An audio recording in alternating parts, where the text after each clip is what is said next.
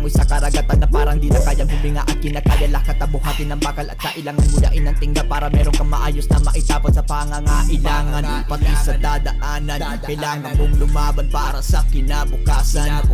Gawin lang tama, di yung papasok ka sa dahas, dahil nasa puso ang kaputihan na alas. Kayod lang ang kayod para makita mo resulta ng iyong pagod. Kayod lang ang kayod para makita mo resulta ng iyong pagod.